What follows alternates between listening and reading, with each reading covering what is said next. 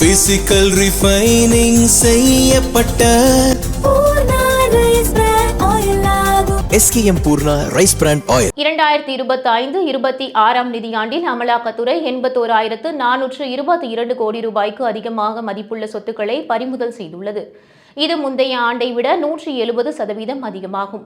இதன் மூலம் அமலாக்கத்துறையால் இதுவரை செய்யப்பட்ட தற்காலிக சொத்து பறிமுதல்களின் மொத்த மதிப்பு 2.36 லட்சம் கோடி ரூபாயாக உயர்ந்துள்ளது. இதுகுறித்து அமலாக்கத்துறையின் 70வது நிறுவன தின விழாவில் பேசிய அதன் இயக்குநர் ராகுல் நவீன், அமலாக்கத்துறை இதுவரை பதிவு செய்துள்ள வழக்குகளில் குற்றச்சாட்டுகள் நிரூபிக்கப்படும் விகிதம் 94% உள்ளதாகவும், தற்போது 2400க்கும் மேற்பட்ட வழக்குகள் நீதிமன்ற விசாரணையில் உள்ளதாகவும் தெரிவித்தார். குறிப்பாக பொருளாதார குற்றங்கள் புரிந்துவிட்டு தலைமறைவானவர்கள் மீதான சட்டத்தின் கீழ் 54 நபர்கள் மீது நடவடிக்கை எடுக்கப்பட்டுள்ளதாக தெரிவித்த அவர், இதில் 21 பேர் தலைமறைவு பொருளாதார குற்றவாளிகள் என அறிவிக்கப்பட்டுள்ளதாகவும், அவர்களிடமிருந்து 2178 கோடி ரூபாய் மதிப்புள்ள சொத்துகள் பறிமுதல் செய்யப்பட்டுள்ளதாகவும் தெரிவித்துள்ளார்.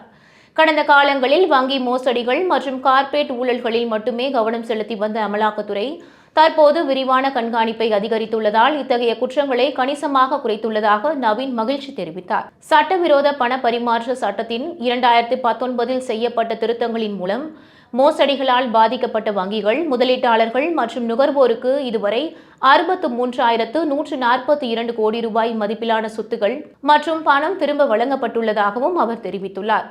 தமிழ்நாட்டிலும் செந்தில் பாலாஜி, பொன்முடி, KN நேரு போன்ற சில முக்கிய அமைச்சர்களையும் மற்றும் சில தொழிலதிபர்களையும் சமீப காலமாக அமலாக்கத்துறை தங்களது விசாரணை வளையத்திற்குள் கொண்டு வந்திருப்பதாக குறிப்பிட்டுள்ளது.